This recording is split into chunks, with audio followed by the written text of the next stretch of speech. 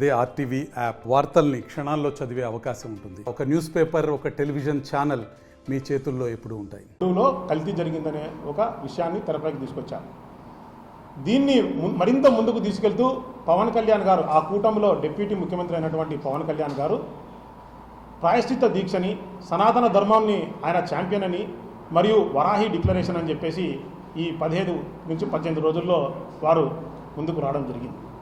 అసలు ప్రాయశ్చిత్తము అనేది ఎప్పుడు చేస్తారు, ప్రాయశ్చిత్తానికి ఒక అర్థం ఏంటి అనేది పవన్ కళ్యాణ్ గారికి తెలుసా అని చెప్పేసి పవన్ కళ్యాణ్ గారికి సూటి ప్రశ్న.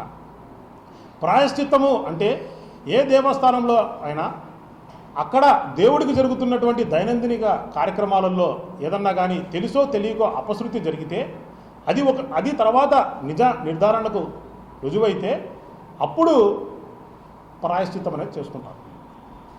ఇప్పుడు ప్రాయశ్చిత్తం చేసుకునేదానికి పవన్ కళ్యాణ్ గారు చంద్రబాబు నాయుడు గారు చెప్పారని, సత్యము అని చెప్పారని చెప్పేసి, లడ్డూలో కల్తీ జరిగిందని చెప్పేసి ఆయన ప్రాయశ్చిత్తం చేయడం మొదలుపెట్టారు. కానీ నిన్న సుప్రీంకోర్టుకు ఎటువంటి ఎవిడెన్స్ కూడా ఇవ్వలేకపోయారు కాబట్టి సుప్రీంకోర్టు మళ్ళీ సిట్టుకు ఆదేశించింది.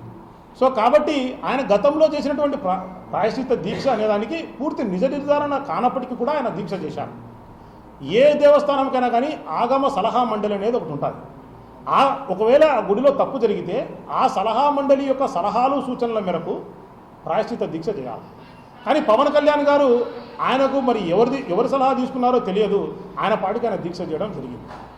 ఒకవేళ సిట్టు విచారణ తర్వాత వైఎస్ఆర్సీపీ పార్టీ నమ్ముతున్నట్టు, లేకపోతే ఈవో శ్యామలరావు గారు చెప్పినట్టు అక్కడ ఒకవేళ కల్తీ జరగలేదు అంటే పవన్ కళ్యాణ్ గారు ఇప్పుడు చేసిన ప్రాయశ్చిత్త దీక్షకు విరుగుడుగా ఏమి చేస్తారో జనసేన పార్టీ వాళ్ళు మరియు పవన్ కళ్యాణ్ గారు సూటిగా చెప్పాలి. ఈ ప్రాయశ్చిత్త దీక్ష జరుగుతున్న తరుణంలో సామాన్య ప్రజలకు ఎంతో డౌట్లు వచ్చే అవకాశం ఉంది.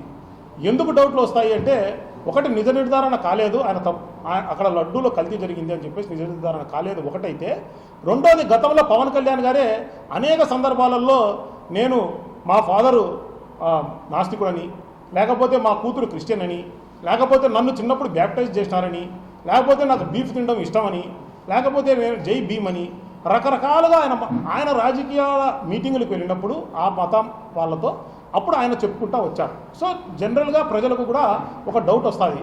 ఆ డౌట్ను వివిధ మాధ్యమంలో ఎప్పుడైతే ఎక్స్ప్రెస్ చేసినారో దానికి పవన్ కళ్యాణ్ గారికి కోపం వచ్చేసింది. నన్ను మీరు ప్రశ్నిస్తారా అని చెప్పేసి, సనాతన ధర్మముని నన్ను ప్రశ్నిస్తే సనాతన ధర్మాన్ని ప్రశ్నించినట్టే అని చెప్పేసి పవన్ కళ్యాణ్ గారు మాట్లాడడం జరిగింది.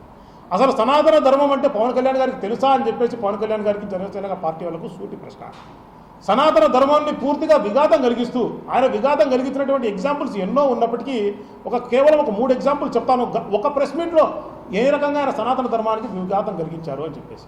మరిన్ని వీడియోస్ కోసం ఛానల్ ని సబ్స్క్రైబ్ చేయండి, లేటెస్ట్ అప్డేట్స్ కోసం వాట్సాప్ ఛానల్ ని ఫాలో చేయండి, అండ్ లింక్ డిస్క్రిప్షన్ లో ఉంది.